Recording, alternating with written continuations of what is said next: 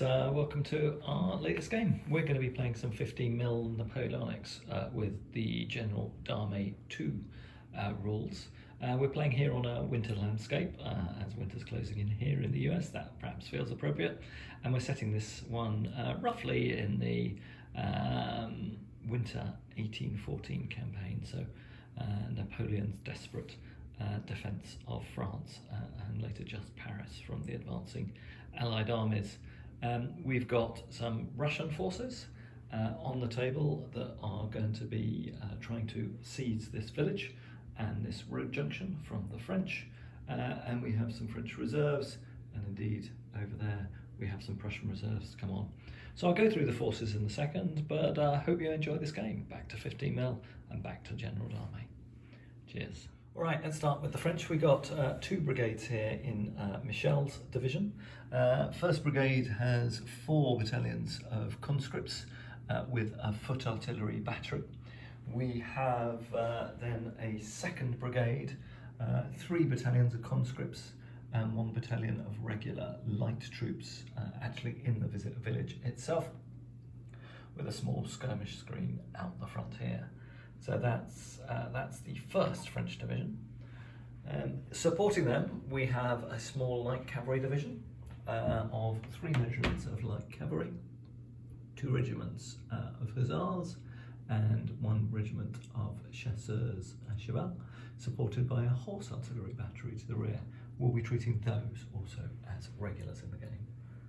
And then finally, we have the 2nd French division coming onto the table. These are all conscripts. We've got the 1st Brigade moving up here, these first 4 battalions supported by a foot artillery battery, and then we have a 2nd Brigade of 4 further battalions just off the table edge there. You can see we've got a heavy foot battery, so that's the core artillery for this particular section of the French army. Alright, so that's the French forces. Our Commander-in-Chief is in this village here, and his orders are to hold this position against any attacks by the Allies, while Napoleon rushes up with his old guard to deal a robust response. For the Russians, we've got 2 brigades. You can see these here. These figures are all actually old Essex figures. In this brigade, we've got 3 regiments of regular foot infantry, supported by 2 regiments of, let's get my regiments and battalions muddled up. 3 battalions of regular infantry, supported by 2 battalions of Jaegers. And then in the 2nd Brigade, we've got 4 more battalions of regulars and 1 battalion of Jaegers in support. Both of these formations have skirmish screens deployed out front. And then we have some Russian cavalry, a small Russian cavalry brigade here, with 2 units of Cossacks, supported by 2 units of Russian all-hands. To come on as a reserve, either from this right flank or from this rear table edge, we have a Prussian brigade, as they call it, but divisional sized formation. We've got 3 regiments of regulars, 3 regiments of reservists, too much American Civil War, 3 battalions of regulars, 3 battalions of reservists, and then 3 battalions of landwehr, supported by 2 regiments of landwehr cavalry, a horse artillery battery, and 2 foot artillery batteries. The Russians, I didn't mention it, on the left hand of their brigades also have a heavy foot artillery battery deployed on this hill. Alright, let's get cracking.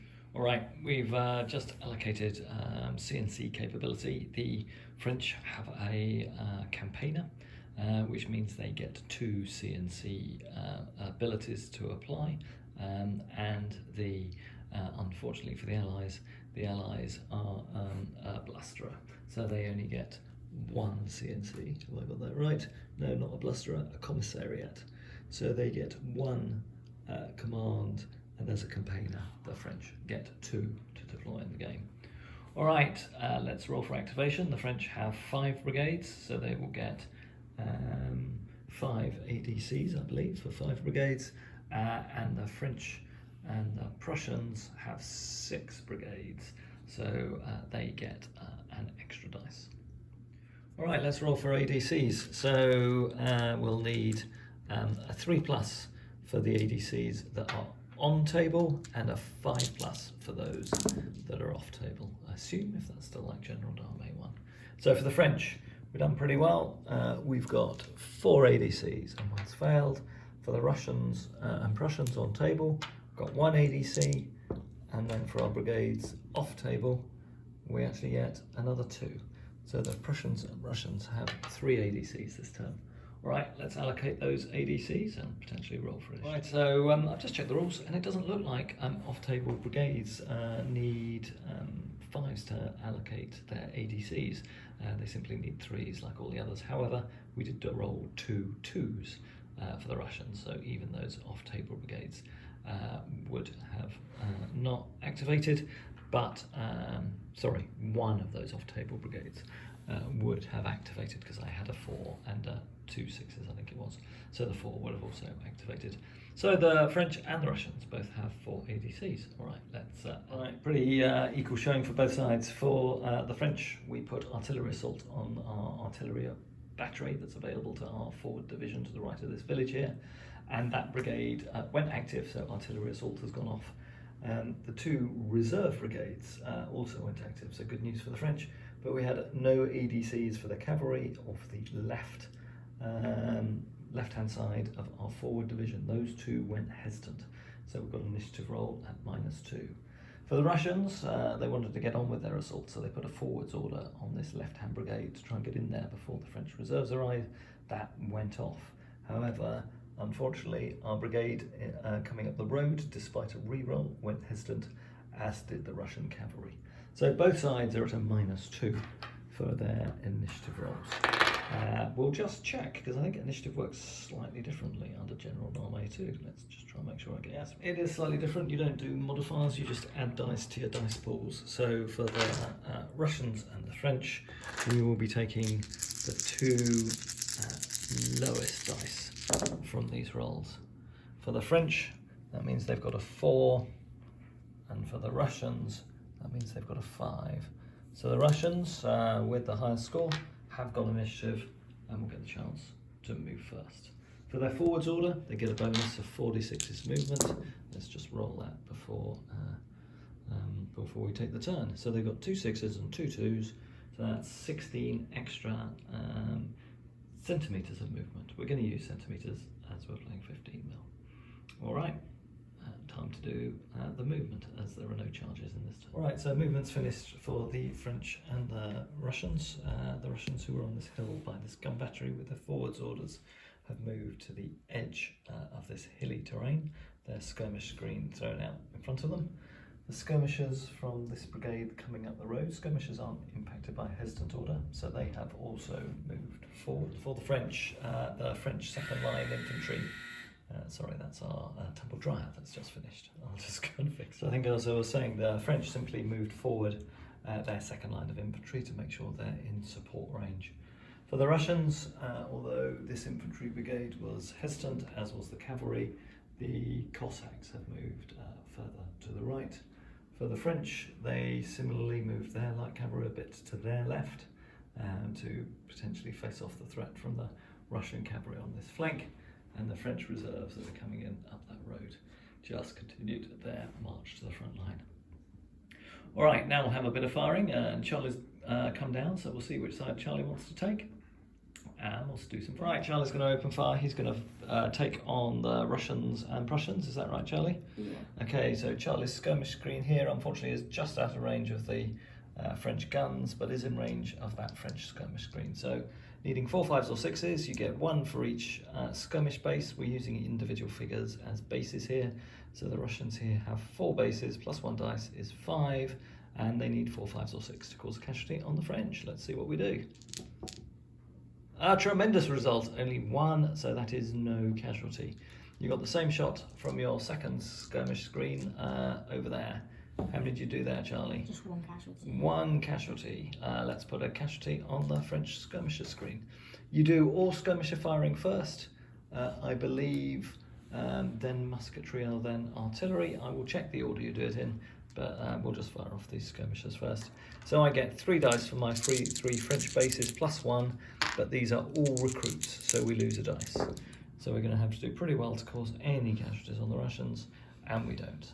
So that's it for skirmish. Right, I nearly got that right. It is skirmishers first, but then it's artillery. Charlie, you've got your heavy battery on the hill there. What are you going to fire at? I think we might as well do counter-bat. I'm going to shoot. Are the troops there? Are they in the buildings, or are they just... They are in the built-up area, yeah. Okay, I'll fire at the artillery. Okay, let's work out this. Could you check the range? Right, so we're opening fire with a large battery at long range. Assault and canister fire don't count. It is not at canister range, it's not a column, they're not firing at square. There is no bounce through. The battery didn't move and unlimbered. It's got no casualties, not unformed, not low on ammo. There's an inferior fire modifier because it's at long range. And that is it. All right, Charlie, so inferior battery fire, you need a 7 or more to cause a casualty.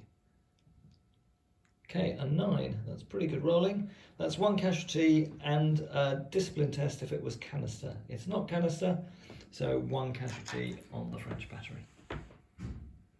All right, I think that's the only artillery fire from the Russians, so we'll now do the counter-battery fire. All right, French guns to fire. There'll be 2 combat dice on this, firing also at long range, so this will be an inferior artillery attack. They roll a 7. A 7 is 1 casualty, and on the combat dice they've caused 1 more casualty, so they are firing at that battalion there, Charlie. So that's 2 casualties on them, and that's it.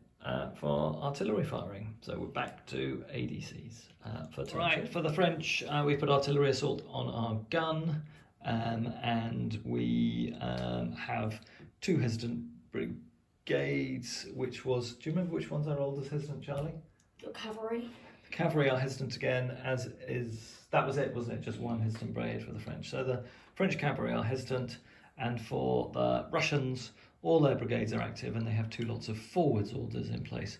Let's roll for initiative then. I have to roll 3 dice and pick my 2 lowest because I've got 3 ADCs. Okay, so the French get initiative and the French get to charge and then move first. French aren't going to do any charges. What about the Russians, Charlie? Can't. So. You might be able to do with your forwards order. No. All right, okay, let's start with French movement. All right, my artillery is going to fire. Charlie has neatly, with his forwards order, looked to flank the French position, so he's taken all of his infantry out of my artillery arc. Grrr! So we could have done counter-battery fire against his battery on the hill, but that's at long range, and Charlie wanted to have a pop at me with his skirmishers, which he did, so he caused 1 casualty on my guns. But I do get a fire back. I do get +2 combat dice for artillery assault and +2 combat dice for firing canister. But this will be an inferior roll for the artillery shot because I'm firing at skirmishers. We roll a 7, that's 1 casualty, and then 4 more for our artillery dice. And we get 3 more. So that's 4 casualties against the Russian artillery screen. Do you not get anything worse? All right, Charlie, over to you. Are you going to fire your heavy battery, and if so, what are you going to target? I'm going to fire against the counter battery fire. Okay, so counter battery fire. Doesn't seem to be a modifier for counter battery fire. So you're firing at long range still, so it'll be an inferior volley. 10. And you've rolled a 10, that's pretty good. So 10 for inferior is 1 casualty and a discipline test on the French. So they're up to 2 casualties. So on to 2 casualties, and I'll take their discipline test. A 7, which is fine because there's no modifiers. So they stay formed. No, they're all right at the moment. The artillery battery will be regulars. Okay. It's just all the infantry that are recruits. So the artillery and the cavalry are regulars for the French. All right, then we get into some volleys. So we'll fire our 2 forward French battalions. First one will go at your skirmishers, Charlie, and the next one will go at the unit of Russians that's opposite. All right, so for our French battalion here as conscripts, that makes it an inferior volley, and as they're firing at skirmishers, they get another penalty, so this will be a weak volley. On a 4, 5 or 6, we cause a casualty. We did roll a 4, so you're up to 5 casualties now on that unit, Charlie. All right, and then an inferior volley as we go against these Russians. We roll a 6, that is simply 1 casualty on that assaulting Russian battalion. All right, Charlie, over to you for your firing. So under General d'Armée 2, seems like we don't get a penalty for moving and firing, so good news for Charlie's Russian battalions. Let's open up with the first one against the French conscripts. Against them? Yep. They lose fire discipline, except you don't on your first turn of firing. Okay. And then the second battalion probably can already fire as well. A 9, that's quite good. So for a standard volley, that's 3 casualties and a discipline test. For about to go forward, so we're charging in next. And let's see what they get. They get a 9, they stay formed, so that's good for them. That's all the firing, that's the end of turn 2. We'll move on and do turn 3. All right, for the orders, Charlie had re-rolls on all of his brigades on the right flank. Unfortunately, these infantry coming out the woods really don't want to get stuck in. They clearly have not had enough vodka. But Charlie's all hands were successful and have activated. His Cossacks unfortunately went hesitant, as did the guys coming out of the woods.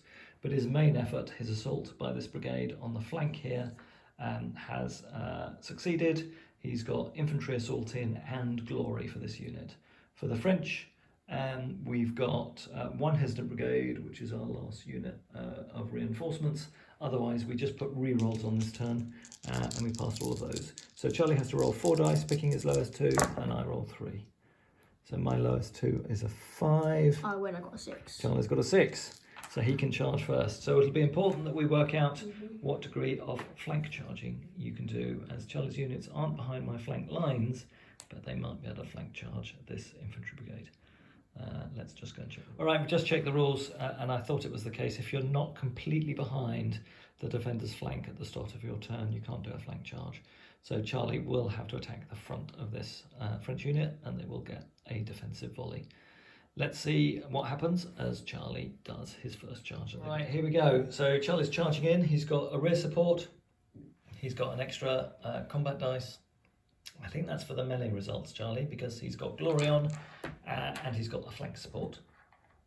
The defending French also have a rear and a flank support. So we've both got 2 supports. First thing, we'll do the French defensive volley. Let's see how that. So it's just right, so being conscripts, this is just an inferior volley. We roll a 6. That's not going to be great. That's just going to be 1 casualty on you, Charlie, and no discipline test. Right, let's move on to the charge. Right, so just checking this. This is simpler, or at least less modifiers than in General d'Armée 1. So in General d'Armée 2, you have to be a grenadier or a veteran to get a bonus against inferior quality troops. These are Russian regulars against French conscripts, so no benefit applies for that. We will both get a re-roll, and we've got no other penalties. All right, let's roll for the French and roll for the Russians. Charlie gets a 6, and the French get a 4. I'm re-rolling my 2. I'm re-rolling my 1. I'm on a 9. I'm on a 7. I'm going to stick on a 9, I think. I'm on my 3. 6. Okay, so that's a result of -3, so the French will probably hold. So infantry versus infantry. Lead unit withdraws. They take 1 combat dice worth of casualties. Supports halt and take 1 combat dice worth of casualties. And the defenders stand. Okay, so we've done the Russian pullbacks. So the attacking unit has fallen back, done its withdrawal move. It did unform its support that was directly behind it. And it itself then fell back and formed up behind these Jaeger units that weren't part of the charge and are formed. So that's it for Russian movement and the end of charges. We'll now go on with normal movement.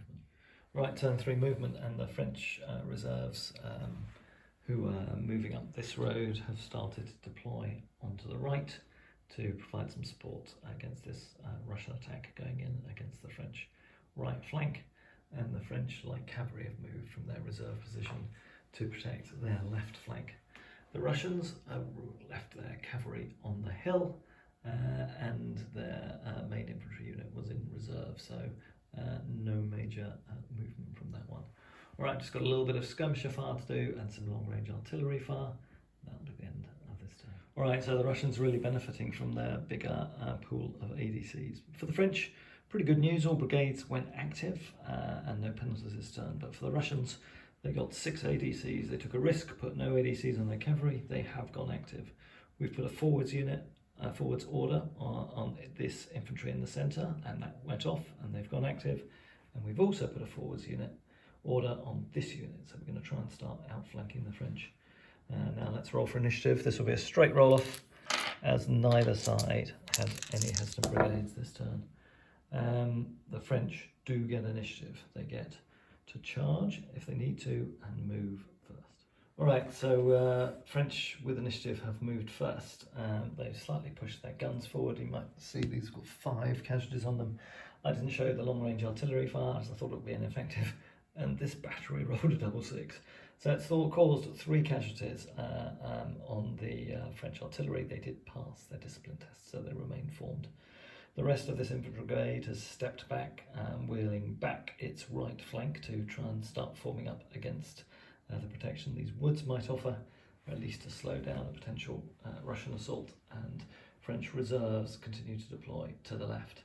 Over in the French left flank, their light cavalry has moved up to start threatening these Prussian cavalry on the hill and drive this threat away. Alright, it'll be important to see what we get with our forwards orders. So starting this with this brigade first, it gets 10 centimetres plus 2d6. So that's 15 centimetres plus 10 in line, so they can move 25 centimetres forward. Let's do. Alright, so quite a lot of movement from the Russians. These 2 regiments on the left have moved around the flank and wheeled to potentially do a flanking charge now. Certainly the forward battalion can do a flanking charge against this French formation with its support. The other 2 battalions have formed up and moved up into a firing line, and we've also formed up the reserve battalion. Over in the centre, we're now approaching the village with our 5 attacking infantry battalions here, and our Russian all hands have moved off the hill to protect their flank against any possible French cavalry charge, and our Cossacks have gone racing around the flank of the French formation to threaten that flank. Remembering Cossacks cannot charge the front of any formed regular troops. And as a precautionary measure, you can see that the French infantry battalions that were deployed down there had formed square at the end of last turn, and the rest of the French reserve, as you can see, deploys to protect that flank. Right, that's it for movement. Now some skirmishers. Right, skirmisher firing complete. The French skirmishers down here suffered 2 casualties from this Russian skirmish screen. They're only 1 casualty away from their screen collapsing, so it'll either have to be a skirmish tasking to reinforce that screen or pull them out of action. And as you can see down here, the Russians have done the same. They've pulled their screen back here because that was on the point of collapse. Alright, artillery fire next. French battery to open up. It'll have a go at this infantry battalion here, I think at effective range. As they prolonged, they can only do 1 combat dice, so let's fire them at this Russian column. We get a 1, that will be no effect. And then our horse artillery over there unlimbered it all to take a shot at the Cossacks. It's in the same boat. A 3, no casualties from that. We'll try some counter battery fire, and I will film it this turn, but undoubtedly we won't get another 6, double 6. As we fire at the French battery down here. This is a weak point in the French line. We roll a 4, that's not good. That'll be an inferior, that's a fatigue casualty on the Russians. Nothing too much to worry about. Their first casualty of the game. Alright, I'll just put that marker on that battery and then we'll do some musketry. Alright, let's roll for this cavalry assault. 3 regiments of French going in, 2 regiments of all hands. Both of us get a re-roll. I actually get 2, Charlie gets 1, as we have supports. Charlie gets an 8, and the French get a 9. The French will take one of their re-rolls. They stay on a 9. Charlie, you're going to try and re-roll your 8. I don't So think at the so. moment we're on It's a just combat. +1, so that might well just be combat, mightn't it, That's good for me Charlie? because I get bonuses for being not having answers in combat. Possibly, you possibly do. Certainly do under the old rules. Could I do a reaction, Dad? Could I do a reaction charge with the Cossacks and hit you in the flank? We'll have to check that and see if you can. I will charge with a LAN and you will be unformed. No, on a +1 for cavalry, I close to combat.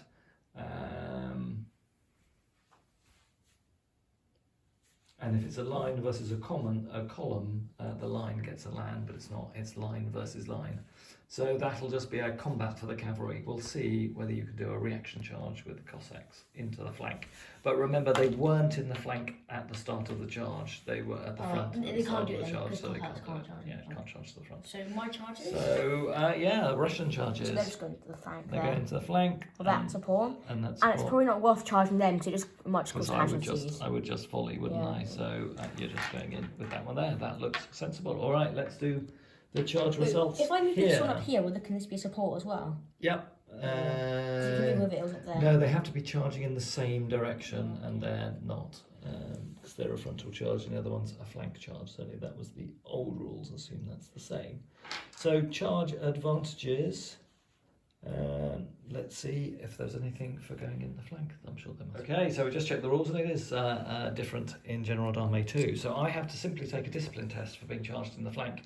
If I fail this, it's an automatic victory for Charlie. If I pass it, I reform to face him, but I am unformed. Well, we'll see what the victory results are.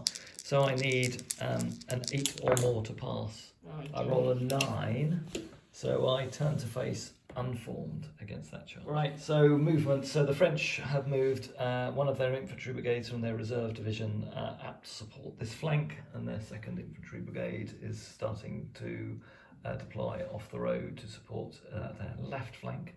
The divisional or the corps heavy artillery battery has moved up onto that hill, and the divisional battery from the reserves has deployed down there.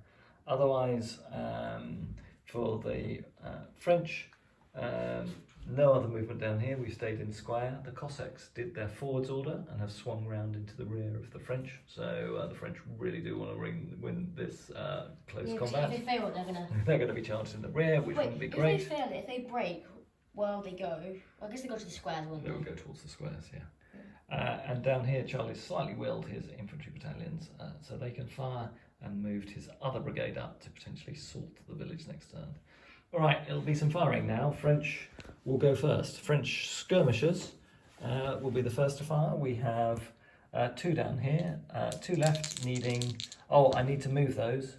I haven't moved them. We're pulling those ones back, Charlie, because they've suffered so many casualties.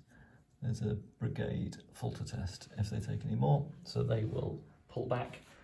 In fact, I think you can just take them off the table when they've suffered heavy casualties. But we won't do that. So I don't think I've got any skirmishers here. So it'll be your firing, Charlie.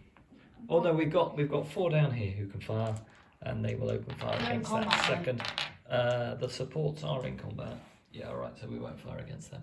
All right, you can fire yours against my guns, Charlie. That will be 5 dice, needing 2 4s. That's 1 more casualty on the gun. They're up to 6. They're not in a very healthy state. All right, that's their firing done. Any other skirmishes, Charlie? No, it's just volleys now. All right, volleys. So these will be inferior volleys. I think it will just be this one, won't it? So that one will be able to fire. Possibly the one. Could you check the range from my battalion that are in the buildings as well? Because that will be skirmish fire for them. 20, I think, for skirmishers. Let me just check what the skirmish range are. Formation changes. Movement. They're well in range. Filtering. God, I can't see it. Skirmishes. It's fine. Skirmishes is 20 centimetres, yeah. Okay, so that's a full light battalion, so assume that's 5 dice. We'll fire against the leading unit that's approaching them. That's 1 casualty on that unit with the yellow flag, shall we? Which one? That's the one, yeah. Actually, I should be doing this in the right order. It should be artillery next, and then your artillery. So we won't do it. We'll just do that because that was skirmish fire. So that So actually is you're right. ahead? So this one here, this will be at, -1. I think it'll be ineffective because we've taken 6 casualties now. 6 plus casualties means we're worn, so it'll be an inferior battery shot, but it might well be canister. What's the canister range? Canister range is 20 centimetres. Could you see if the gun against that red flagged Russian unit is 20 centimetres or less? Yeah, it is. It's 18. So I'll get 2 combat dice for this. So the inferior volley of a 5 is no casualties and 1 casualty for the combat dice. Probably would go on the skirmishers as the closest unit. All right, that's that artillery fired. The artillery down there is out of range. We will fire this artillery battery against the rear of that Cossacks unit.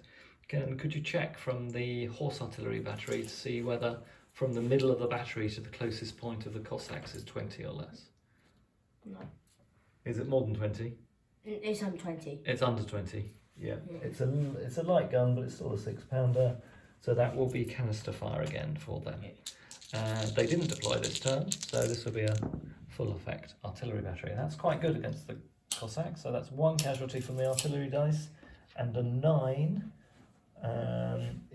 so that's 3 casualties and a discipline test against the Cossacks. Wow, they roll a 10. They are feeling well up for it at the moment. It must be the sight of hitting the rear of all that French cavalry next turn. All right, Charlie, you've got your heavy artillery battery on the hill. What are you going to fire at? Counter battery against my artillery. Not bad. An 8. It's at long range, so this is an inferior shot. With an 8 is 1 more casualty. So take them up to 7. I think they'll probably break Isn't at 8 then? 8. That's what it used to be. We'll check that in a second. But yeah, I expect on an 8 they will go.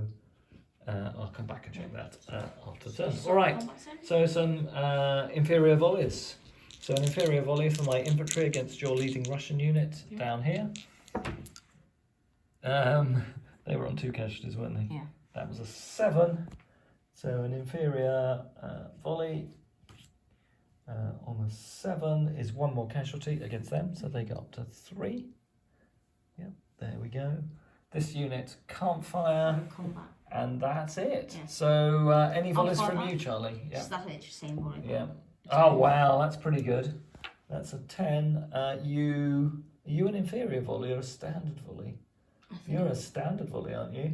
I think so, I'm not sure. Because there's no adjustment anymore for moving. No. So you got a 10, so that's 3 casualties on that French battalion and a discipline test. And I'll need an 8 to pass. They roll a 10, so they're fine. All right, I think that's it for shooting. We'll now do some hand-to-hand combat. Would you like to start with the cavalry, Charlie? We'll start with the cavalry. Okay, we'll start with the cavalry. All right, let's just check. Right, so this is just a straight roll-off. Charlie is lancers, but he needs to have a land, have a bonus versus cavalry, or be against foot, and he's not. Is it 4s or 5s? 4s. Okay, you get 3 against 3. So that's a draw, and we get the option of a second round. All right, so we're just arguing about the merits of supports here, but we've just checked the results. We've both decided to commit. So the French want to try and break through because otherwise they're going to be hit by the Cossacks in the rear, and Charlie is just a naturally aggressive general, so he wants to put his supports in. Now, reading the rules, it says you may put a supporting unit into the combat, so I don't think the French can put both their supports in. They just get to put one of theirs in. So it'll be 2 regiments of hussars now going against 2 regiments of all hands. Let's see how we do. Lots of dice to roll. Oh, you get 4. I get 5. Yeah, it looks like the Russians have won by 1. And we need to put all those casualties on. Right, this is where after that combat, so the all hands have taken the ground, the Cossacks won't get to charge the French in the rear, but the French cavalry brigade is faltering. All 3 cavalry regiments have been thrown back and are in a degree of trouble here. They've fallen back behind their squares, so they've got some degree of protection at least against a follow-up by Charlie's unit. Right, let's do the next charge down here as Charlie attacks this conscript unit. Alright, so this doesn't look great for my Mary Louise's. I only get 4 dice, but I haven't taken 6 casualties, so I don't lose from 1. Yeah, only taken 4. In General Dame 2, it's 6 before you get a break modifier. Alright, let's roll. So, we did quite well. We do 2 casualties, and Charlie does 5. They're going to be going as well, I'm afraid. Right, so here we are at the end of turn 5. So, down here on the Russian left flank, these 2 infantry battalions have driven off and caused to retreat the conscripts they were facing and are charging up towards the 2nd unit, but I do have some French reserves approaching. These 3 battalions are in pretty good health. In the centre, Charlie's approaching the village, and over here on the Russian left flank, he has driven off the French cavalry, but the French position looks okay with those squares being in place and no infantry to threaten them. Charlie, also, you didn't do your movement, or did you do your rolls to bring your reserves on? Yeah, I did, but I don't think you can move them. Okay, so they just moved on, so well, we have some... If they can move them, they can't. Yeah, we'll check. There's reserve movement that is separate to normal movement, so we'll just check the rules for that, and they may have a chance to move someone onto the table. But we have Prussian... Lancers, Landwehr Lancers, so they only count as conscripts, Charlie, but they're moving on the flank of the French. Alright, so we're just doing ADCs. Charlie, you again got, what, 6 ADCs? Yeah, he's put infantry assault with a reroll on his brigade facing the farm, that went active. He also put infantry assault on this Russian brigade to continue the attack on his far left flank. Charlie did get a falter on his cavalry, but that's not too bad because you're probably just they're hesitant. So he has to withdraw, but those Cossacks can redeploy behind their formed allies, which is not bad for them. And the old hands need to form up anyway, so no real penalty for that. Your Landwehr Lancers went active, did they, Charlie? Yeah. And you've got 2 infantry brigades on as reserves, so not the Landwehr, but the reservists and the line infantry are also now available for the Russians.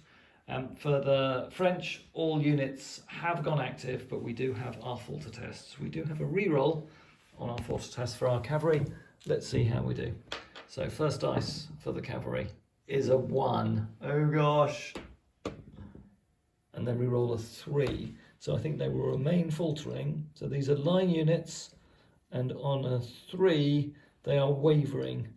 Any unit within 2 casualties of its dispersal point will disperse. Retreaters take 4 CDs worth of casualties. I was retreating, wasn't I, Charlie? Yeah, these 2. All other units either go unformed and take 2 casualties. So it'll be 4 CDs worth of casualties on each one of those units. And they stay retreating and the brigade remains faltering. All right, do you want to roll 4 dice worth of casualties, Charlie? All right, so rolling it for the units that were in the combat. Let's do the left-hand one first. All of them. Wow, that's up to 10 casualties. They're pretty much I think if gone. it happens again, another 3. Yeah. On the next one, Charlie. Only 1. One more. So that's not. So they go up to 3, and then the units that are just withdrawing just take 2 casualties. 2 casualties on the chasseurs, then, Charlie. Two dice, two combat dice. 1 more casualty on them. My God, they're taking up a real pounding, and that unit is still faltering. So the cavalry in a lot of trouble. On here as well. And we've got some flanking Landwehr Lancers. What about the artillery? The artillery probably should also be withdrawing, so roll 2 combat dice for the artillery. Take another casualty, and they should be back with them. Yeah. Okay, so we're starting turn 6, and despite, as you saw, having the faltering brigade and our cavalry continuing to withdraw and staying in faltering status, the French did manage to get initiative, so they will be able to move first this turn. That also means they will charge first this turn. So we're going to throw some of our conscript columns against these Russian lines. I think the columns might be a more effective formation for the conscripts than their line formations have been. Anyway, let's see how they do. I can't do it. We don't have infantry assault in place for the French columns. Damn. Yeah, that is a dilemma. All right, we'll have to think again. Anyway, French are to move first. Let's see where their infantry go. All right, so with no French charges, I'll have to wait till a subsequent turn. We've seen this Russian brigade charge in. The left-hand element is charging against the disrupted French line. The other lines have just moved up to volley the French position, and over here the 2nd Russian Brigade is assaulting the village. So let's see how these charges do. We'll have some defensive fire first by the conscripts. So this will be an inferior volley because we're conscript, and actually a weak volley because we're unformed. A 1, that will be no effect from that defensive volley, and then an inferior volley from this battalion. No, sorry, that's not against a charge. And then there'll be a skirmish fire from the battalion that is in this village against the assaulting Russian column. And we get 2 casualties, so not bad, some effect on the Russian charge here. All right, let's work out these charge results. Okay, so I've actually done the charge slightly differently, more to the advantage of the Russians. So we have charged with this lead unit that's taken 4 casualties, but didn't take any in the charge, so it'll just get a normal roll. The French have to roll 3 charge dice and take the 2 lowest because they are unformed. Then the Russians, rather than moving 2 units up to volley fire, will instead allocate the unit that had moved up to volley to be a support for the charge. So the Russians also have 2 supports, so they can re-roll 2 dice. Let's roll the French first. So 3 dice because they're unformed, and we have to take the 2 lowest. So that will be the 1 and the 4. So they have a charge result of 5, and they do have a flank support, I think we can argue. So they will get to re-roll 1 of those dice. We will take that re-roll against the 1, re-roll a 5. So they're on a 9, not too bad. All right, the Russians get 2 dice and they've got 2 re-rolls. Not a great roll, they only roll a 4. With their re-roll a 6, I think will we stick on the 6? That gives us a 9. That'll be an equal result.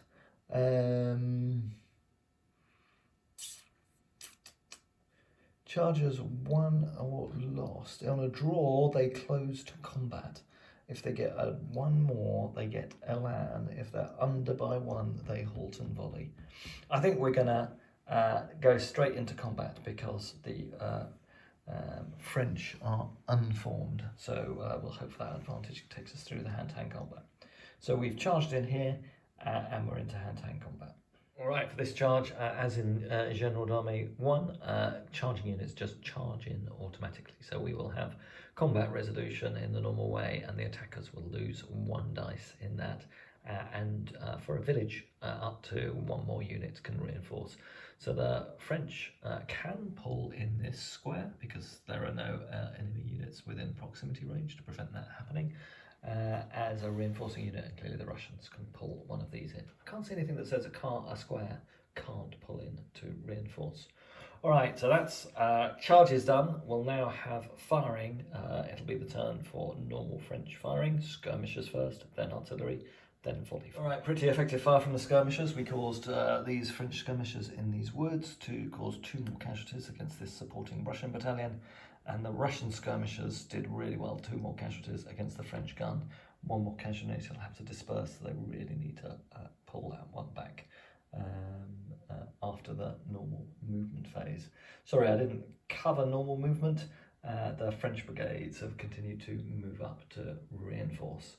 In fact, I've forgotten to do the movement over on the other side of the table for the Russian reserves.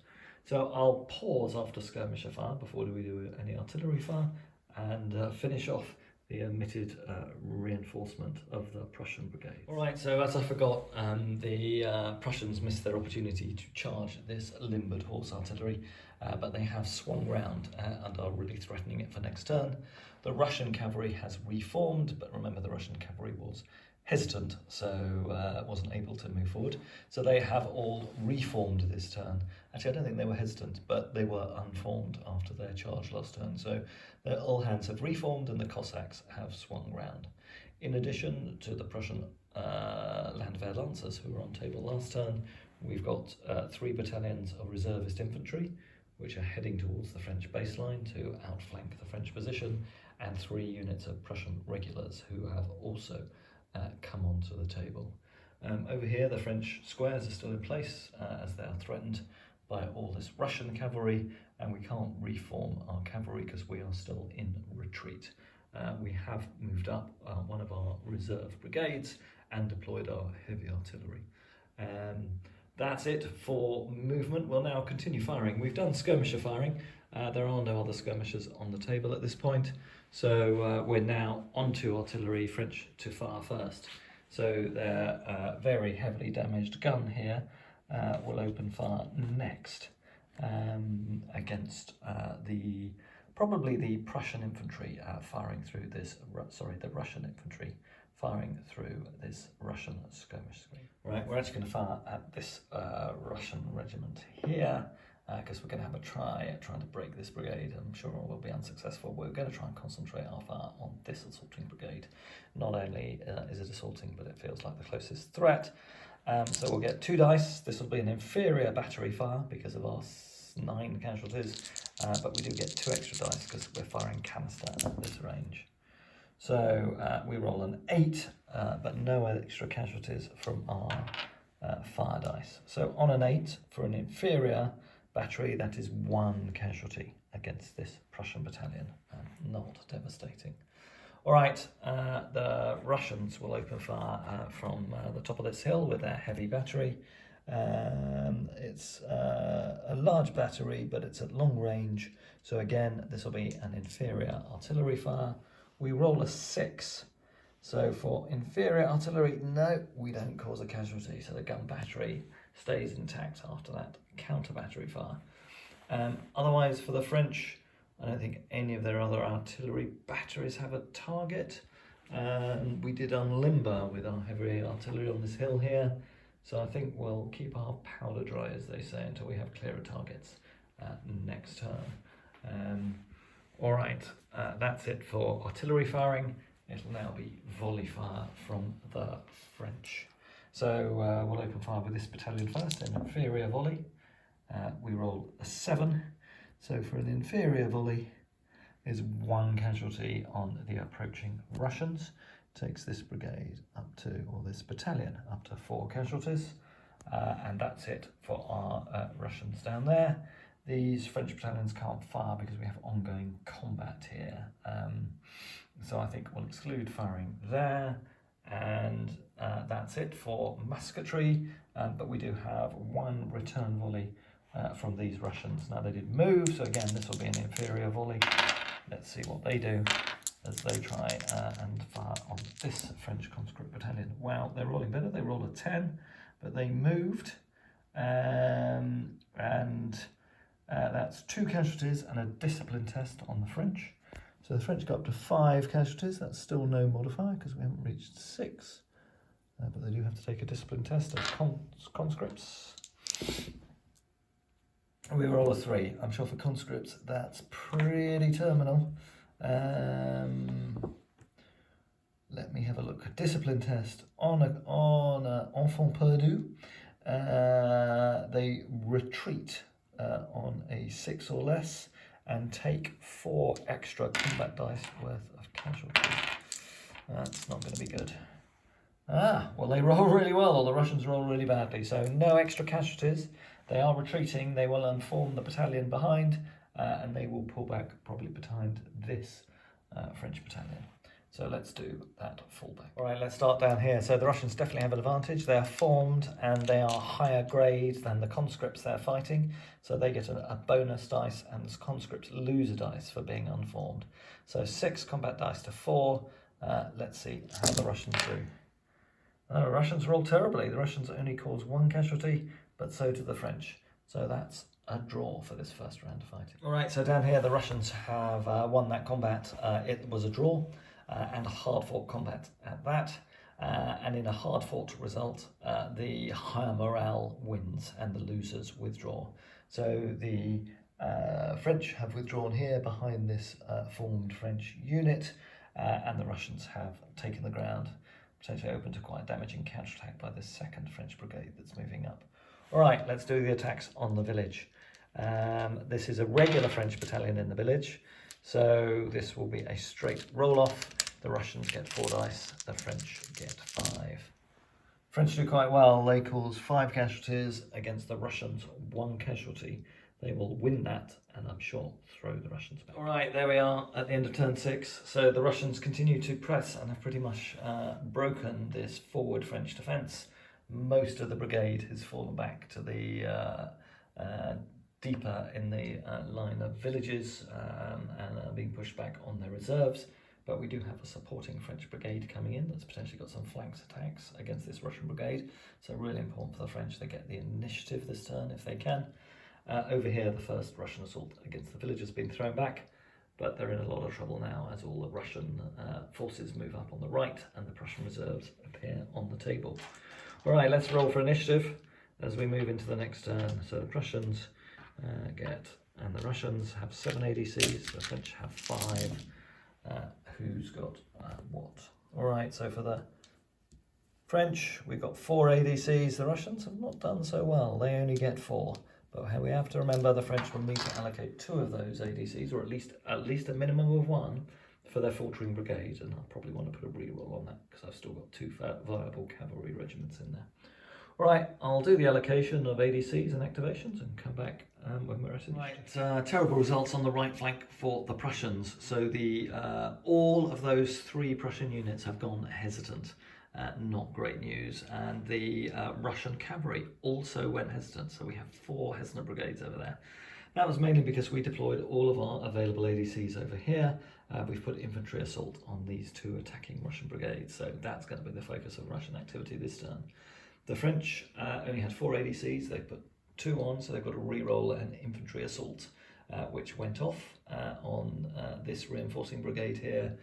This reinforcing brigade went hesitant, and I've still got to roll the dice for our faltering brigade. So let's do this faltering brigade for our regular French cavalry. So first dice, we roll a 3. I think for line, that remains as wavering. So we are going to take our re-roll.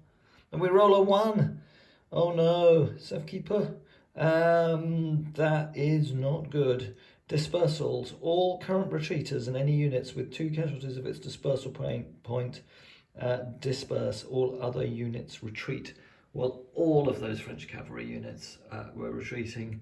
So I think the lesson is don't be greedy. The French have just lost all their cavalry. This is a real hammer blow to their chances in this scenario. Actually, still pretty dire, but not quite as bad as I said. So the chasseurs à cheval, if you recall, and the horse artillery battery were both just withdrawing, not retreating. So both the hussar units in the French cavalry brigade have withdrawn off table, but the chasseurs take 2 extra casualties, as do the guns, but they remain on table. And I think continue to withdraw, and the artillery goes low on ammunition. All other brigade units actually retreat and take 4 dice worth of casualties. Right, let's do the 4 dice worth of casualties. On the chasseurs, we roll 2, and on the gun, we roll 2. All right, and they do have to retreat. So we still have a faltering brigade. The cavalry and the gun are falling back, but they've not yet left the table. That's the end of our falter tests. We'll now move on to initiative and charges. I would imagine the French will win the initiative as they're on +3 on this resolution. So the Russians are actually using red dice for the French this time because they're the ones that are hand. The French have to take their lowest dice. So the French are red, didn't I say? So that's a 10. And the Russians, who are the blues in this case, had to take their 2 lowest, so that's a 5.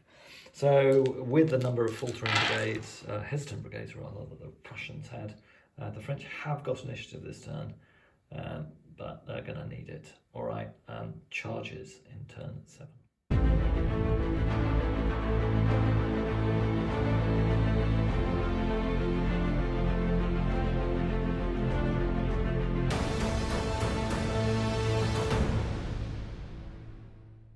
Alright, so first charge of the turn, it's this French conscript brigade going into this Russian line.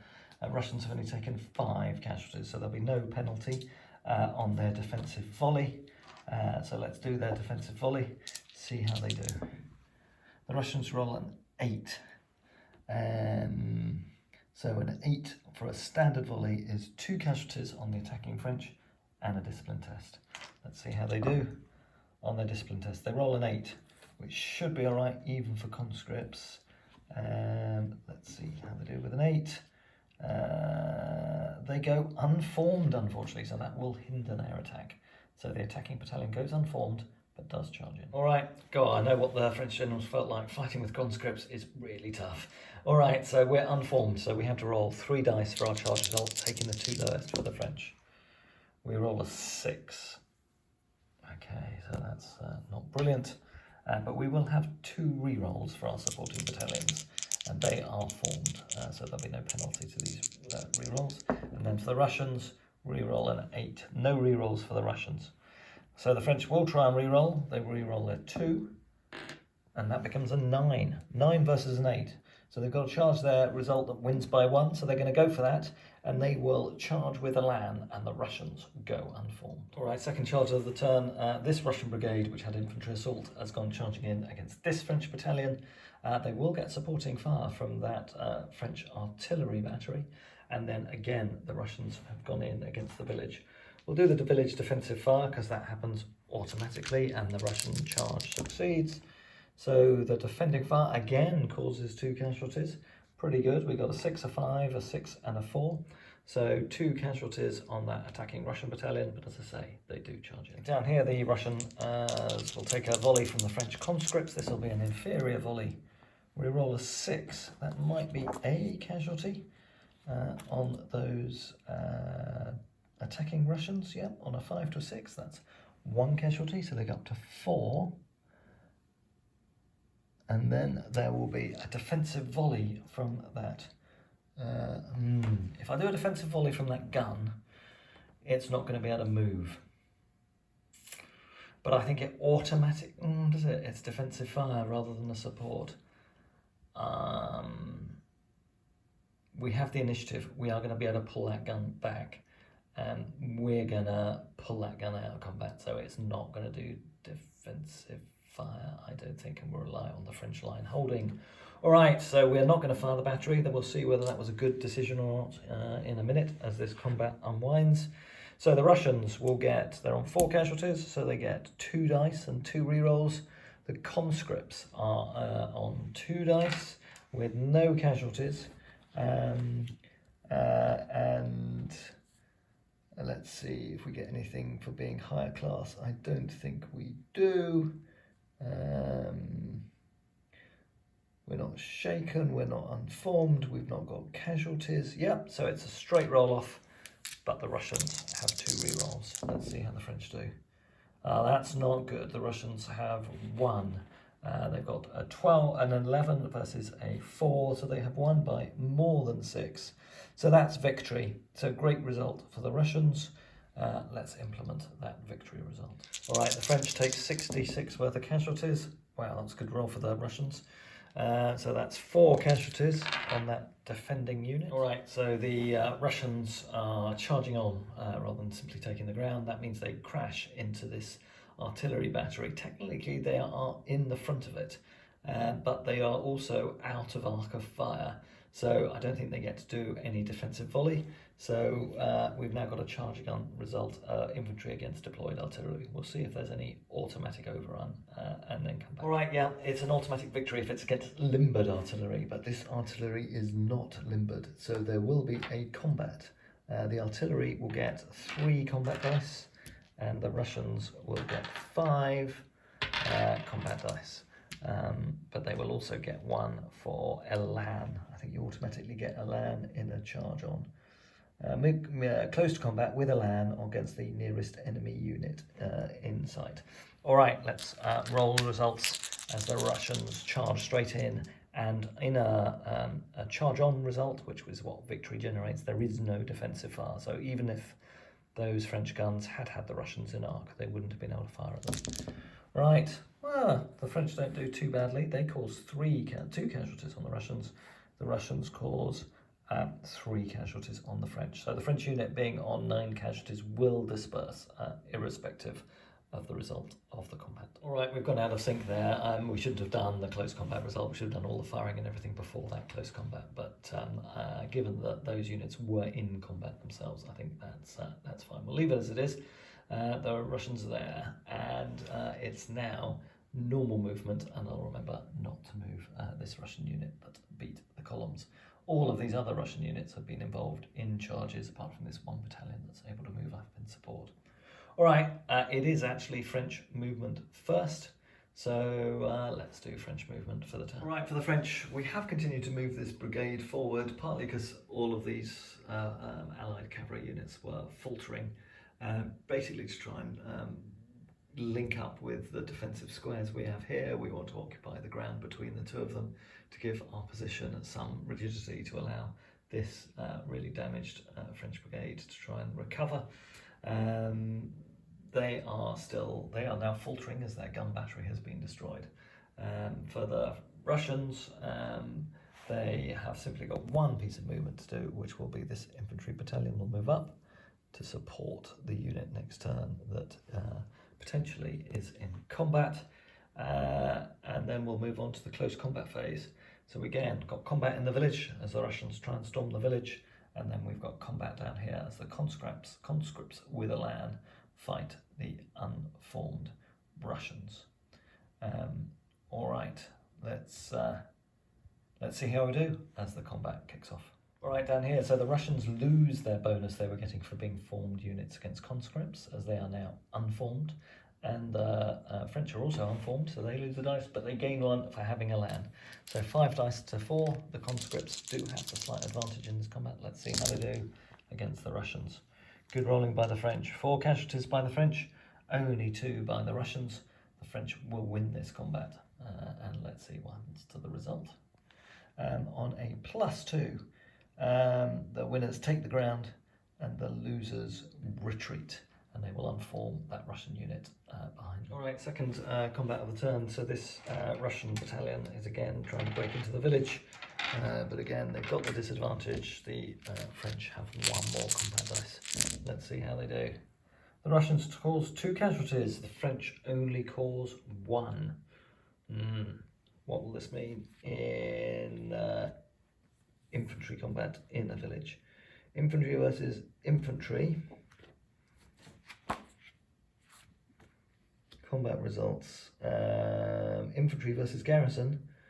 Combat result was 1. So they go unformed and they have the option to fight on. Both sides are going to choose to fight on and throw in their supports. Right, this time it'll be a straight roll off. 2 new formed battalions are going in. I don't know whether the new ones fight as formed or unformed. I'll have to check that later, but it's balanced. Both are doing the same thing. And the 2 battalions already in the village count as unformed, and there's no bonus for defending in the second round of combat. So if I can fit all these dice in my hand, let's see how we do as we fight the second round for this combat. All right, we need 4 or more. So for the French, we have caused 3 casualties, so slightly below average. But for the Russians, another devastating turn of events. They really aren't up to taking this village. The French are doing well by having their regulars in there, and so the French won that combat by 2. Infantry and garrison, though the combat result will throw the Russians back. Right, so turn 6, better turn for the French. We now have a faltering Russian brigade as 2 units are retreating from that combat. So they'll have to take a falter test next turn. The French, although they have a faltering brigade here because they lost their artillery, we have a brigade that's pulled back from the front line, has got a possible chance to reform a bit, and a replacement brigade that has done well. It's pushed back one of the attacking Russian units, and certainly the French are stabilising this flank. We'll just start turn 7 by rolling those falter tests, and you'll see what happens. Alright, so we did the bare minimum for our failing cavalry brigade. We've only put 1 dice on them, so they're faltering. We'll see how they do. We put 2 dice for the French on this faltering brigade.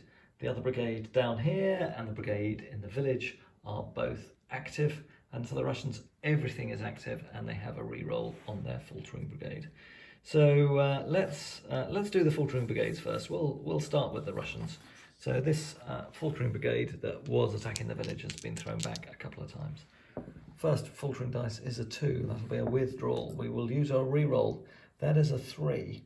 So for a line brigade they remain wavering. None of them are close to dispersal point, but they retreaters take 4d casualties and the others go unformed and take 2d casualties, or they have to retreat if they want to avoid. Or if they choose to retreat, they would take 4 casualties, and it remains faltering. So we'll apply these extra casualties to these Russian brigades. We won't do a voluntary retreat, we'll stay in position, and I'll update you when that ends. All right, so this Russian brigade's in a little bit of a sorry state. So 3 of these battalions on the right-hand side have taken 5 or 6 casualties. So the ones with 6 casualties are now fighting in their depleted state. The other one is very close to that. These front 3, so these 2 and this one, are simply withdrawing and are therefore unformed. These other 2 are still in retreat status. So not great news for the Russian assault here. As we look across, we'll now do the falter tests for the French units. We'll start with their very damaged cavalry brigade. There's only 1 dice on it. We roll a 2. That is for a line unit. They continue wavering. So they were on a sauve-qui-peut last time. So I think they're technically they are retreating.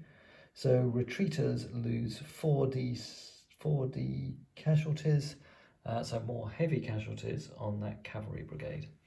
Right, more importantly, let's roll for our brigade in the centre here, which has got a mixture of damaged and undamaged units. It's got a reroll. We roll a 1, and then we roll a 3. Not good, so they are reservists and recruits, so they are wavering.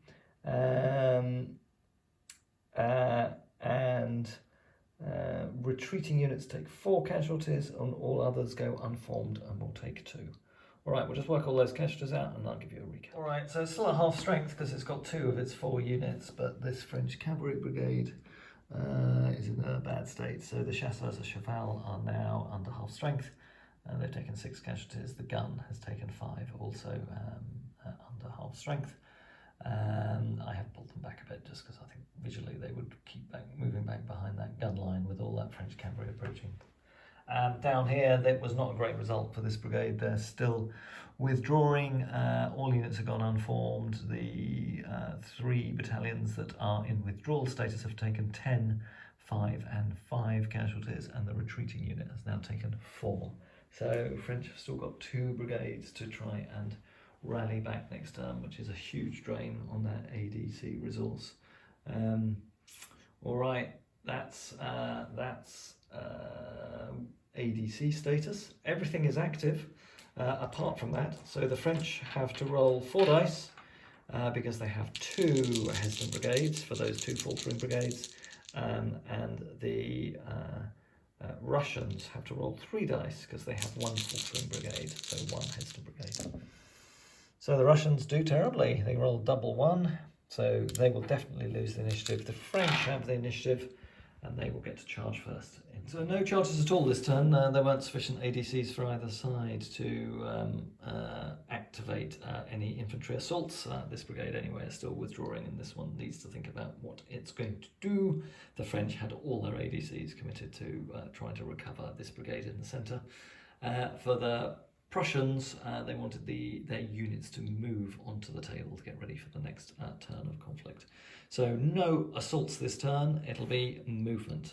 The French have initiative. So for the French, the west side of the farm, their reserve brigade has moved up and started deploying and occupying the ground that this brigade had given up. The withdrawing units have reformed, but obviously the retreating unit has to stay in retreat status. Over here, the squares have shuffled back slightly and the columns have moved forward to try and fill the gap. We've limbered up our foot battery that supports this brigade, try and move it forward to a better position, and our heavy battery has swung round to try and provide some flank protection. For the Russians, Not much movement as their brigade over there is still faltering. This brigade down here needs to reform, so apologies, I didn't reform this unit, but otherwise we're just going to get on with some musketry, I think, from these guys, and the Russian skirmishers will move forward, make sure they're in range. This brigade is still faltering. The Russian cavalry has pulled back slightly on the right, so the Russian Cossacks have withdrawn, which has unmasked these two Prussian foot batteries that moved up previously, and similarly the Uhlans have pulled back slightly to reveal this horse artillery battery. So we're going to try and do some artillery fire to soften up the Prussian positions here, potentially for future cavalry attacks. Meanwhile, the great flanking manoeuvre by the Prussian infantry brigade is starting to reveal itself as they approach the the French baseline, with only one very damaged and withdrawing cavalry unit to stop it, and that artillery battery. That's it for movement. We'll do firing for turn 8. French to go first.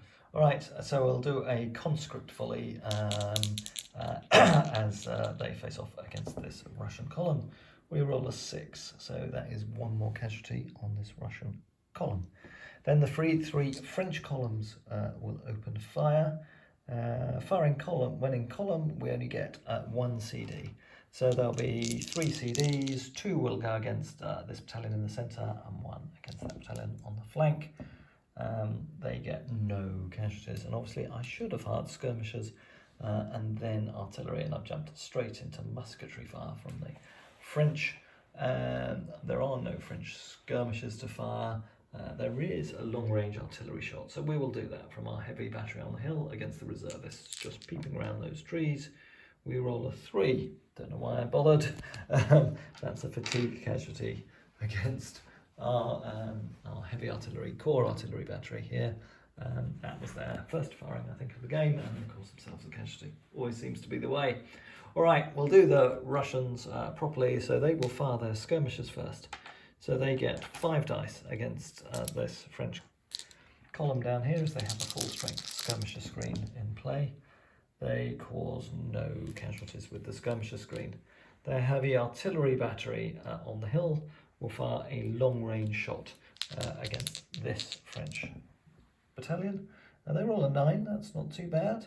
They're not drilled, veteran or elite, so they simply cause 2 casualties against this French column with that long-range shot. Good shooting, sirs. Firing through their skirmisher line into the column there.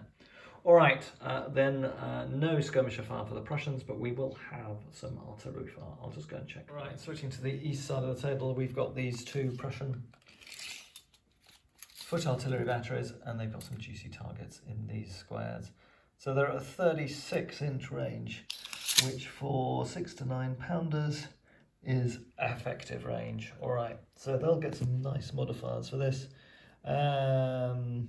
So a column target in square is +1 combat dice. Oh, so not as good as I thought. But we haven't moved, we haven't taken any casualties. So there'll be +1 combat dice for each of these rolls. We'll roll those after the artillery shot. So first shot against this square. That's totally conked, we'll do it again. We get a 7, and with an artillery dice of a 2. So that's a 7 result, and no artillery fire bonus. And then for the second gun is a 4, that'll be pretty much nothing, and a 4. So there's 1 extra result from that combat dice. So an effective range of 4 is a fatigue casualty on that right-hand battery, and a 7 was 1 casualty. So that's simply 2 casualties on that square. Not as effective as the Prussians were. Right, for the horse artillery, a bit better. They are at canister range, so they will get 2 combat dice for that, and an extra combat dice for firing as a column in that range. So their raw artillery roll is a 3, so another casualty on themselves, and then 3 combat dice. 1, 2, 3. So 2 casualties on that column. And again, the Prussians really struggling. Clearly, they need to get their practice in. So 1 casualty on our horse artillery and 2 on that attacking column. I think we'll keep this artillery going for a bit longer and see if we can have more effect. All right, that's artillery fire for the Prussians. We've then got some musketry for the Russians, and that will finish. All right, 3 regular shots by these Russians. This battalion here formed up this turn, so I think that will count as moving. So this will be an inferior volley. We roll a 4. That's a loss of fire discipline, so they can't move until they've recovered their fire discipline. And then the next one, we roll an 11. That's pretty effective. So at a standard volley, that's 4 casualties and a discipline test against these conscripts. They won't like that. Let's do their discipline test. We roll a 9. That should be good. They will stay formed, and then we'll do our second regular volley by our Russian battalion. We roll a 9, so some good shooting by the Russians here. That's 2 more casualties against that French column. So we're chewing up this newly arrived French brigade pretty quickly. So some pretty heavy casualties there. This French position is looking pretty fragile as we get through to turn 8. Can they survive till turn 12? We'll see. That flanking manoeuvre is looking very threatening. I think the Russians and Prussian allied forces will be looking at some forwards orders over there as they can bring those reserves into effective action. But we've still got a faltering brigade on both sides for turn 9. All right, I'm going to take a break now. Hope you're enjoying this. Back in a bit. Okay, we've moved on to turn 8, and the French have got 4 ADCs. They've actually chosen to allocate 2 to this infantry brigade to try and counterattack here and cause some more dilemmas for the Russians. But meanwhile, we will do our ADC activation, our falter test rather, for this French brigade that had retreated. We roll a 6, they obey orders, an excellent result, and we took a high risk because we only allocated 1 ADC to that brigade. And then rolling for the cavalry, we get a 3, that's another withdrawal result, so they will take another 2d6 casualties. They're rapidly approaching break point. So for the cavalry, that's, sorry, not 2d6, 2 combat dice worth of casualties. So that's 2 casualties on the cavalry and 2 casualties on the gun. So we're going to mark those up, and we still have a faltering cavalry brigade, but otherwise all French brigades are active and obeying orders this turn. All right, so we put, for the Prussians, we put re-rolls on their reservist and line infantry brigade. They've both gone active. We decided not to bring the Landwehr on this turn. They didn't need their re-rolls, they rolled successfully. We put no re-rolls on any of our cavalry because we're happy just threatening the French squares and pinning them in place at the moment. And actually for the Russians and Prussians, all those have gone active. We've put infantry assault on this brigade at the front with a reroll, and that's gone off. So the final activity for the Russians this turn will be to do their falter tests on this brigade. They've got a reroll, they roll a 2, they are going to take the reroll, they roll a 2. That's not a great result, that's another wavering result. So none of those brigades will disperse. Retreating units take 4 combat dice, the others take 2 combat dice worth of casualties. So let's do the retreating units first, and then we'll do the others. All right, that was bad results for these 3 battalions that had been previously assaulting the village. As you can see, 2 of the 3 battalions at the rear have all taken heavy casualties now. 2 are still retreating, and they've taken 9 and 8 casualties, and could well disappear next turn unless they're rallied. And the battalion at the rear that's falling back has already taken 7. The front 2 battalion, many less, but they are still unformed and wavering. So let's roll for initiative in this turn. The French have 1 hesitant battalion, which is their cavalry, so they will have to roll 3 dice, and the Russians have 1 hesitant brigade rather, for both of those. And that's this one down here. So they are also rolling 3 dice, taking the lowest 2. So for the Russians, the lowest 2 is a 5, and for the French, the lowest 2 is a 3. So finally, the Russians regain initiative. They will get to charge first. All right, we've only got 1 charge going in. Again, this is on the west side of the village. The Russians have charged in against the advancing French columns. Charge or be charged. They went in first. We did think about possibly going in with the Landwehr cavalry against the columns, but I think we'd rather inflict more punishment with our combined Prussian artillery batteries. So only the one charge this turn, so we do get a defensive volley from the conscripts. That will just simply be 1 combat dice, and I think their supports can also fire 1 dice, but only 1 unit does have the charging Russians is in its arc. So 2 combat dice for the French. They cause 1 casualty, which takes the Russians up to 5, but that won't disrupt the charge. So let's do the charge results. The Russians have 3 rerolls. The French have 2 rerolls. The French will have to take the lowest of 3 dice, being veterans. The Prussians simply have 2 dice to roll. So let's roll the charge first. French take the lowest 2. They've rolled 3 5s, and the Russians have only rolled a 3. So this looks really good for the French. So the French aren't going to use any rerolls. The Russians do have 3 rerolls. Okay, so let's start. We'll reroll a 1 to a 3. Okay, that's the first reroll. We will reroll the 2 now to a 4. And then we'll have a go at rerolling the 3 to a 5. So the Russian rerolls really did help there, but they have still lost by 1, so I don't think they will charge home. They will halt, and the volley, so the lead unit is also unformed. So they will do an unformed volley, and that will be a volley at disadvantage. So let's see what the Russians roll. They roll a 9, so that's not too bad. So that's 2 casualties on the French, but they are, in fact, it's not 2 casualties. It is 2 casualties because they're unformed, so it's an inferior volley, isn't it? Yeah, so 2 casualties on the French, and they stop 5 centimetres short. Okay, so the French hold off successfully again. Now time for movement. French are actually not moving first. Russians get to move first this turn. Let's see what they do. Right, on the eastern side of the table, the Russian Uhlans have moved forward somewhat, so they hope to be able to hit these squares as and when they get disrupted. The Landwehr Cavalry have also reformed a bit and got ready for a charge themselves. The rest of the Prussian artillery remains in place, and the flanking move is now approaching the hill. So that's it for Russian movement. For the French, they continue to make a robust defence on this flank, deploying 2 more battalions in square, and they'll potentially have these 2 battalions to swing to their left to provide some support to this gun battery, something for them to do next turn, and they formed up their brigade now that previously was on withdrawal orders. So we've got a bit of shooting. We've done skirmish fire. The Russians have popped another casualty onto the French line battalion that's holding the village. That's it for skirmish fire. Now we'll do some artillery as both sides open up with their battery. Right, so the artillery action, we've moved across the other side of the table. It's mainly going to be on this eastern flank. We've got these 2 medium batteries at effective range, and we've got the Prussian horse artillery at close range.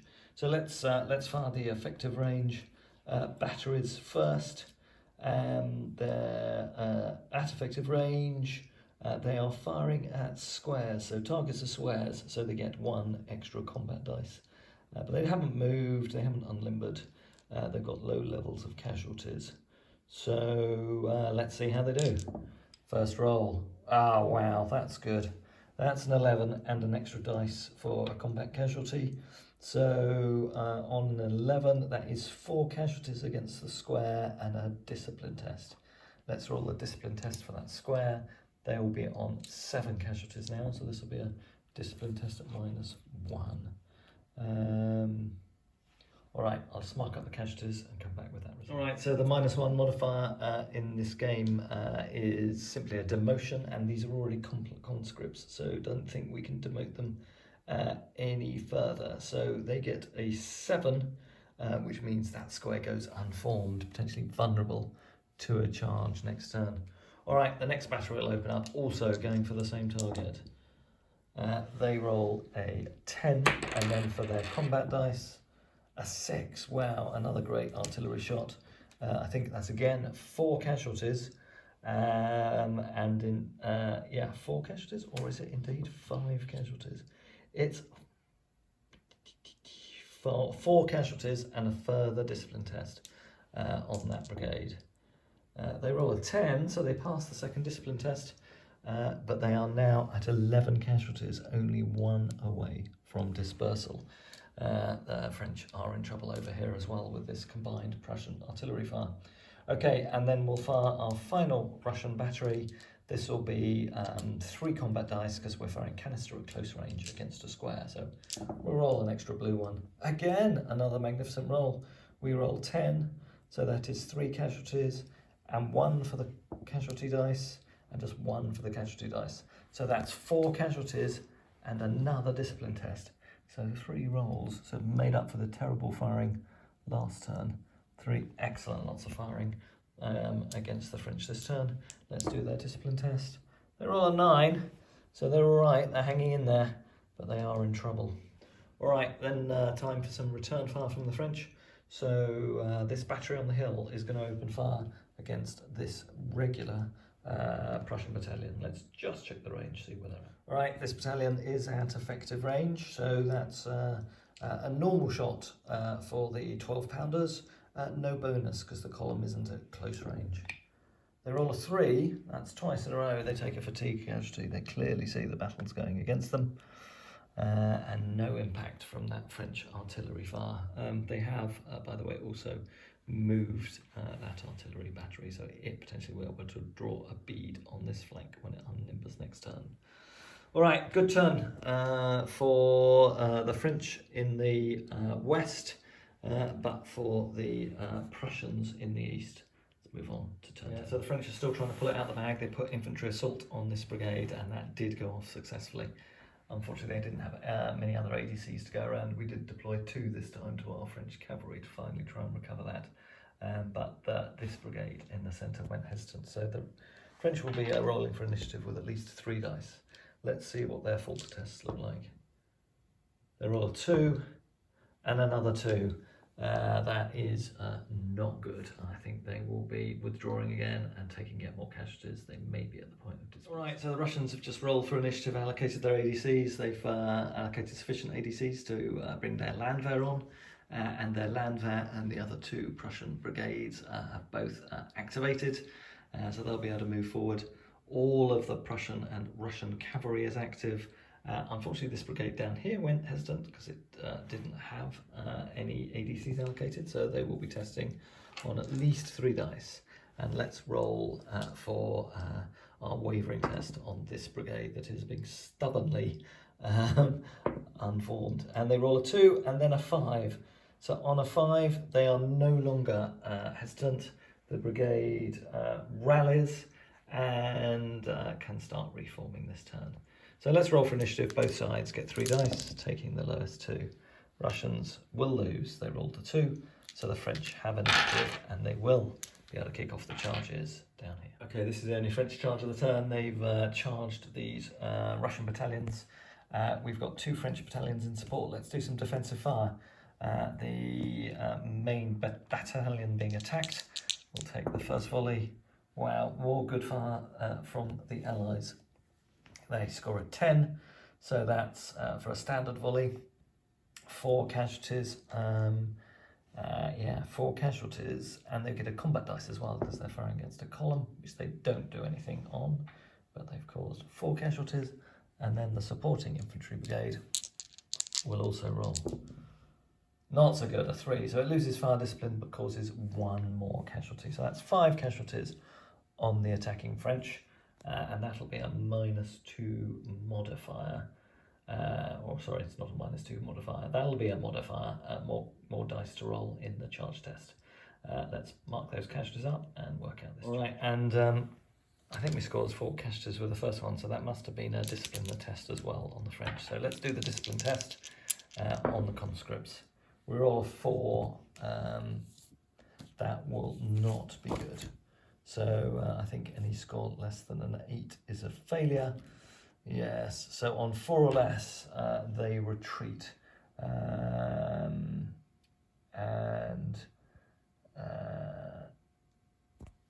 This is from volley fire. Make sure I'm looking at the right table.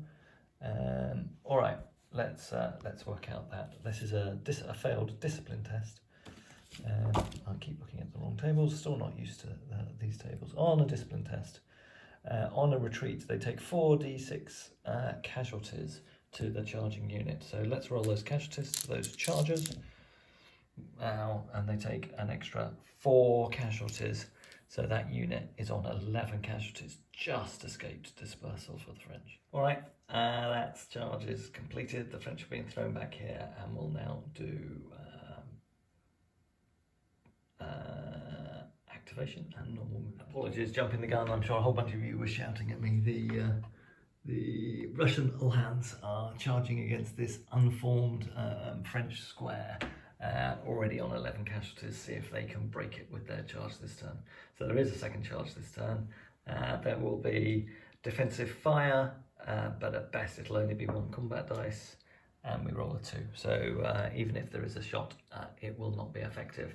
All right, let's do the charge results as the Uhlans go in. All right, let's roll this charge. The French have to roll 4 dice and take the lowest 2. The Russians get a re-roll for their support. So French lowest 2 is a 2 and a 1. So they are on a 3. The Russians have got a 7. So they will re-roll a 3. And they get a 6. So that's a 10 plays a 3. They've got a victory result, and cavalry versus infantry. The cavalry are broken. The infantry are broken, and the cavalry have charged on.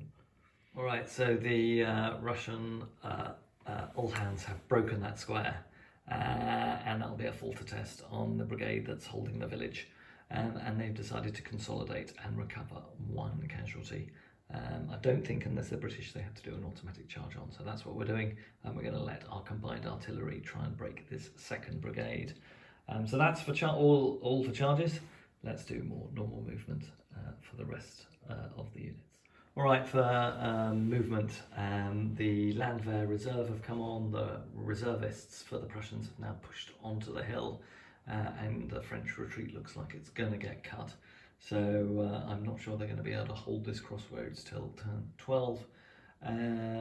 The Russian cavalry has redeployed a bit, and we'll now see some heavy artillery fire on the French positions.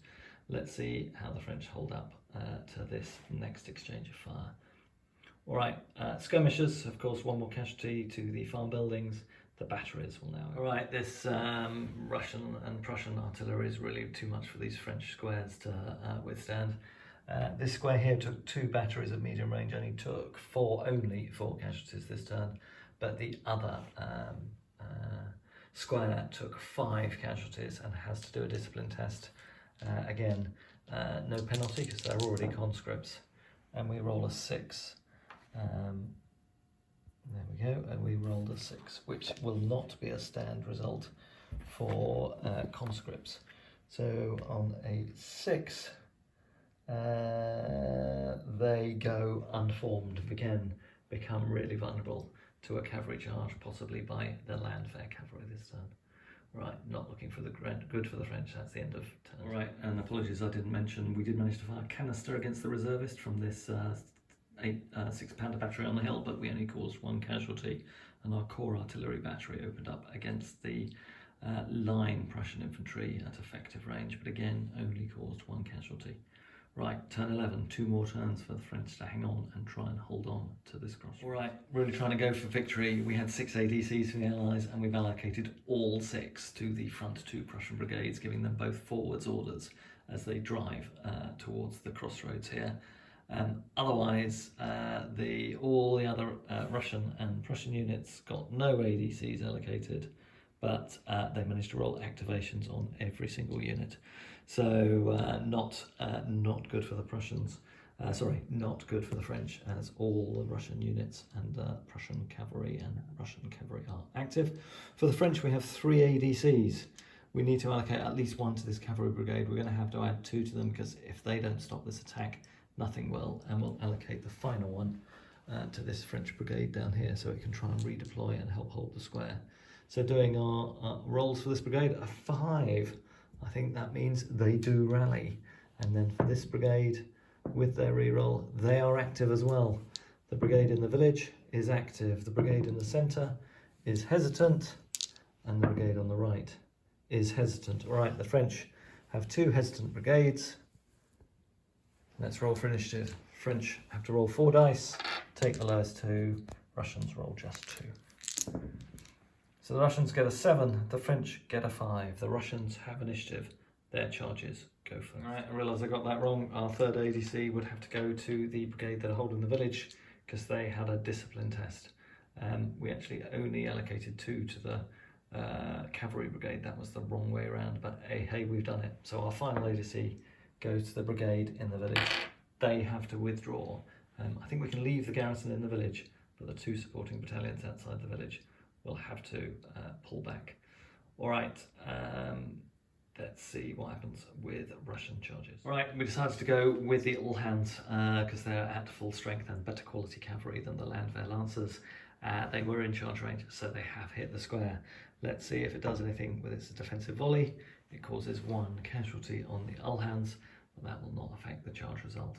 Let's now do the charge as the whole hands charge for the 2nd successive turn into another French unformed and highly damaged square. Right, so for this combat, the French will be on 4 dice, taking the lowest 2 because they are both unformed and conscripts with more than 6 casualties, and the Russians get a reroll. All right, let's see how we do. Pretty good roll for the French. Wow, they may hang on. They roll a 10. Let's see what the Russians get. An 8 rather. The Russians get a 7. They will use their reroll on the 3 to make it a 9. So the Russians have won by 1, but that will not be enough, I'm sure, to break the square. So the Russians will have to roll back from that charge on that. All right, yeah, so the French did hold and the Russian cavalry is thrown back, but the French did take another casualty from the cavalry charge, and the Uhlans were unscathed but are now unformed. But both those squares are now exposed to artillery fire again. And we'll see how that brigade is able to hold on. All right, we'll start with skirmisher fire. Again, Russians opening fire against the remaining brigade in the village. They don't do a casualty. All right, let's do that artillery fire by the Russians. So let's start with their horse artillery battery against the damaged square. They roll a 6 and 3 extra casualty dice. That will be another break test. That square is broken, it dissolves, it has now reached 12 casualties. We now have 2 faltering French brigades. And then the 2 Prussian medium batterers will open up against the other square. Let's see how they do. Wow, 11 and a 4. That is another devastating result. That's 4 more casualties in a discipline test. And the 2nd battery is a 12. That's another 4 more casualties. That battalion is also destroyed. That brigade is now permanently broken. It's lost over half its constituent parts. Well, no, actually it hasn't. It's only lost 2. So it's not permanently destroyed, but that's a 2nd battalion loss. And that brigade is definitely full. Let's see how the French return fire does. We'll fire our heavy battery. Oh no, we haven't yet moved. That was all just charges. And I jumped straight onto artillery and skirmisher fire. I haven't done the moves for, sorry about this, getting too excited, too carried in, caught up in the game. We've got to do the forwards orders for our Russian brigade. So the front Prussian brigade gets a 14 centimetre bonus, and the second one gets a 15 centimetre bonus. Let's move those units and let's do the rest of normal movement, and then we'll continue the fight. All right, it's looking pretty desperate for the French. Over here in the centre, the Landwehr cavalry have come round and are now positioned on the flank of these French infantry columns. The Cossacks have moved up to try and get at the faltering brigade that is already in retreat, so they can overrun them. The Uhlans charge this turn, so they can't move. The brigade that was driven back from the village has reformed, and the first 3 slightly less damaged battalions have moved up to put more pressure on the remaining garrison in the village. Otherwise, everything is stationary. The French, I think, with cavalry to their rear here, will also have to form square. I don't really think they've got much other option, at least with a couple of these endmost battalions. So we will form those ones into squares. There we go. Yeah, looks like the French position is on the point of collapse, with Allied cavalry about to storm through and Allied infantry about to take the rear. There will be some, I'm sure, resolute artillery firing as a last gasp. So let's open up with the French battery. This will be with canister into the flank of that column. Let's do those guns against that line battalion that's going across the crest of the hill. All right, this should be pretty effective because we do get 3 casualty dice to add up. So the French roll a 7 and they only get 1 extra casualty. So for a 7, that will be 2 casualties, only 2 casualties against the Prussians, and a discipline test against that line infantry. They roll a double 1. That's not good. They are going to retreat. So that battalion there on the hill, in the centre of that picture, has been broken by artillery fire and goes streaming back, but that is only 1 retreat amongst that brigade. The heavy battery will also open fire. It does a 1 shot at effective range. It rolls a 5 for our artillery effect. That I don't think will be any casualties. So we'll get that line battalion to pull back and complete the firing for the turn. All right, so this is it. Last turn of the game, turn 12. I think the French position is broken, but we might as well complete the game, complete the number of turns, and we'll roll for ADCs. French have got 2 faltering brigades this turn. The French have got 3 ADCs, so 1 of those broken. No, they've got 4 ADCs. And Allies have got 6, so let's allocate those ADCs. All right, we've done ADCs. The French have got all their brigades active, but they have 2 sets of falter tests to do. And for the Allies, we've put forwards orders on both of our attacking Prussian infantry brigades to complete the encirclement. But next, let's roll for. Right, before we roll for initiative, of course, let's roll for those faltering brigade tests. So this brigade here, which was the left flank brigade, one of the original brigades holding the village. Let's see what they do. They got a false test. They roll 6. They actually will obey orders. And the other brigade that was broken by the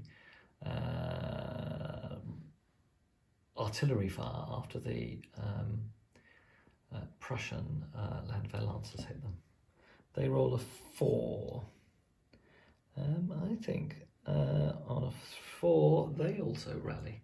So those 2 French brigades remarkably stay in the game. Charges now for the Russians. Actually, everything for the Allies is active, and for the Russians, one of their brigades was hesitant. One of the cavalry units. So the French get a 5 and the Russians get a 5. So the initiative goes to the side that had it last turn. I can't remember who that was. I'll just roll again. I'll just do a straight die roll off. That's a 8 to the French, 6 to the Russians. Apologies if I've got that wrong, but it's getting very late now and I'm not going to go back through the video, I'm afraid. All right, so charges first. Charges for the French. I don't think there are any of those. We'll see whether we have any Prussian charges. All right, so rolling for the Landwehr Lancers. I think this is a straight roll off. Neither unit is unformed. The brigades have rallied. The casualties on both sides are negligible. And no casualties were caused as they charged in. So let's see what we do. Both sides have got a re-roll.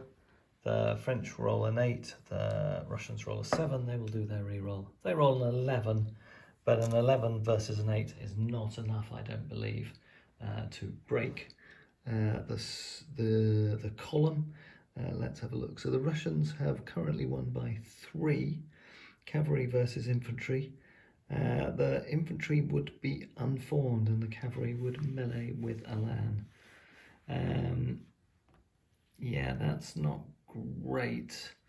But I think we'll have to take it. No, let's re-roll the 3 with our reserves. Okay, a 4. So that's a 9 and against 11, so it's a -2 result.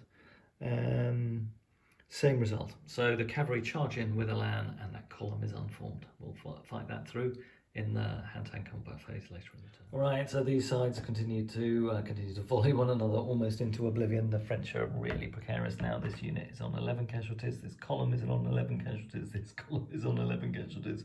So all three of those are within 1 casualty of dispersal. This one's only on 4. For the Russians, they're not much better. 8, 7, and 8. And with a unit on 3 and a unit on 9, but I think the French will definitely break their next turn. The battalion in the village is still stubbornly holding on there.